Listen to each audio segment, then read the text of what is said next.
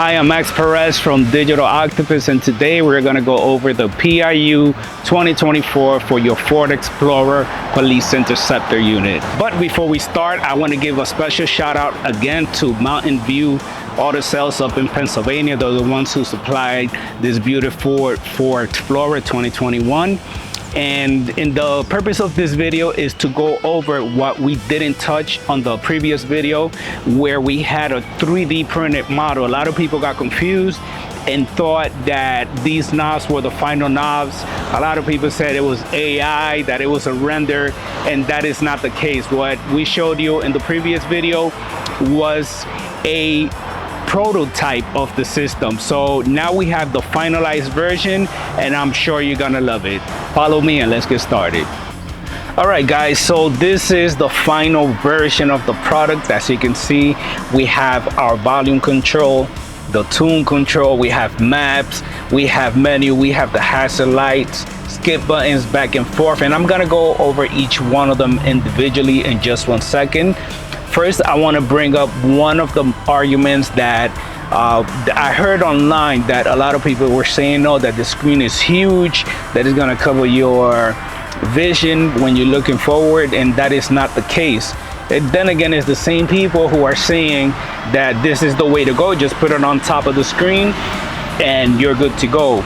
But my argument is, I used to use this one. This is my personal unit that I bought off of Amazon, and the problem is that when I used to leave it on, it used to drain the battery from my car. Again, this is my personal radio that I had from Amazon, really cheap, really nice, until it came to power down the radio. Every time I had to turn off the switch, I had to unplug it from the cigarette lighter, which was kind of annoying. Wasn't really feeling it. A lot of times it didn't connect to whatever I needed. And the most important part, I couldn't access the Google Play Store, so I couldn't update it. I couldn't do much with it. And then to bring up the point about the vision, this is what we have here, right? Look at the size of the screen, but there is a little detail. When you put this here on top, it actually covers more of the new radio. Look at this. So you're sitting up here, so that's blocking your vision more than this radio is here, and that's about 3 inches. So just keep that in mind. Now we're gonna go over some of the parts that we've added since the last video we saw. So again, we have the volume control, which is right over here. You can see the volume working up there. We have our skip back and skip forward, and these are for the track. So when you're listening to music, you can skip them right over here. You can also do it from your steering wheel. We have maps. When you click on that, you should be able to get your maps right away. Gonna go back.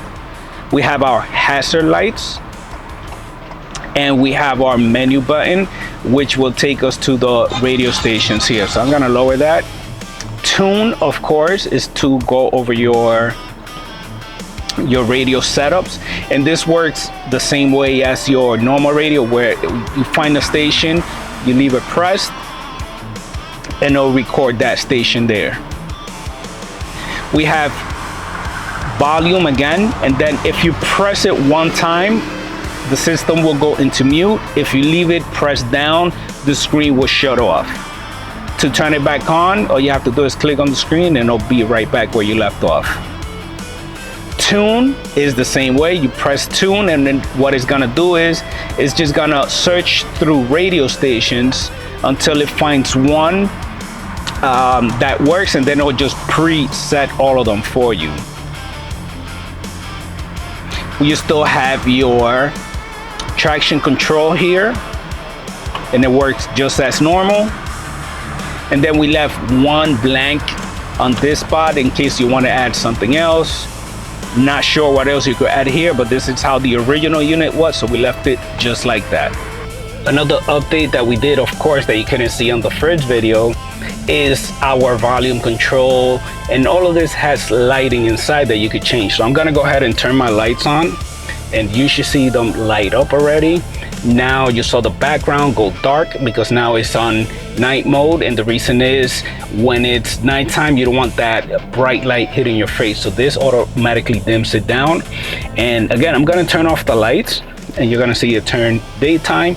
If it's on, it's gonna turn to nighttime, and then it's just gonna dim just a little bit. So now to change these colors, real simple. All you have to do is go to settings.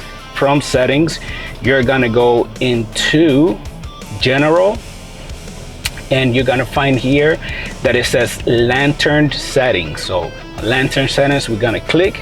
We have different presets right on this one. So if you press on red, obviously it's gonna change red, blue, orange, aqua, purple, white, whichever color you want to do is all built in, or you could do your own custom color. I like the regular look like that aqua, but that needs more green, so I can match it. I'm just gonna raise up the green just a little bit, about halfway, and it'll match my factory lighting completely. If you have another factory color, or if you just want to change the color and what it looks like, you could do it right here.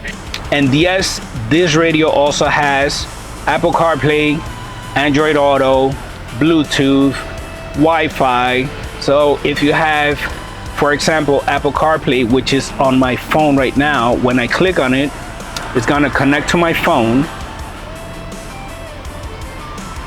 And right away I have my Apple CarPlay. And I could now take off my phone, put it on the side. I could read my message. I could listen to my messages because Apple CarPlay does not allow you to read them. And it has my maps, everything built in. Let me go back home.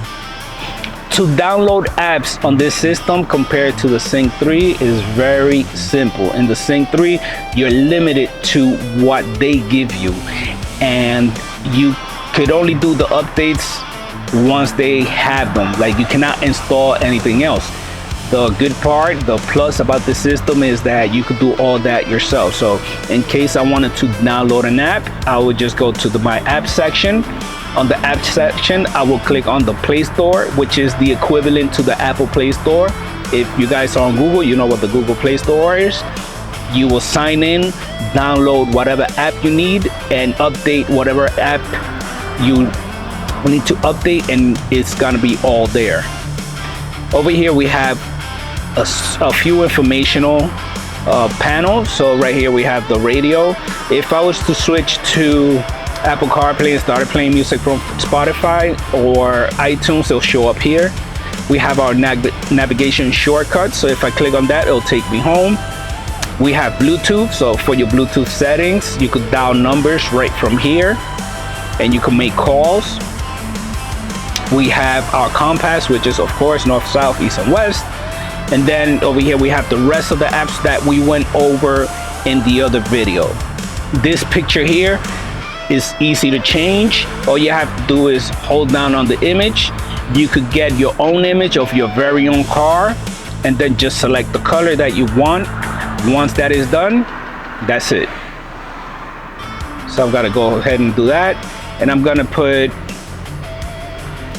there you go. So now we switched.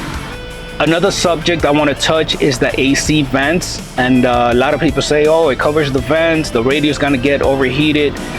That's not the case. These radios are built to withstand very high temperatures, so that's not gonna happen. Also, they were saying, oh, you cannot open and close the vents. You absolutely can on the driver's side, not on the passenger side. So I can stick my hand right back here, and I could just open and close the vents as I need.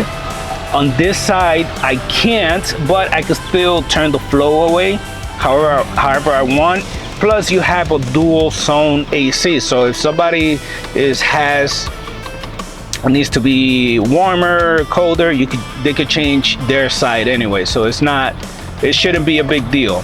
Also, now that I'm pressing this, you can see that the AC is integrated here.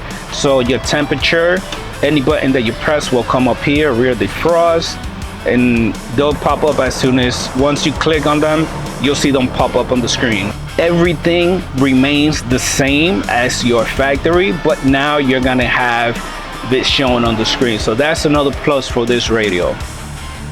Overall, this is a great unit. It fit perfect in my vehicle. As you can see, there's no gaps. Everything looks factory. The price is decent compared to other options out there, and I think this is the way to go. So if you guys are interested, you could go into 56camaro.com. that's 56camaro.com, or policeinterceptorradio.com. This is it for today, guys. I hope you enjoyed the video. I'll catch you on the next one.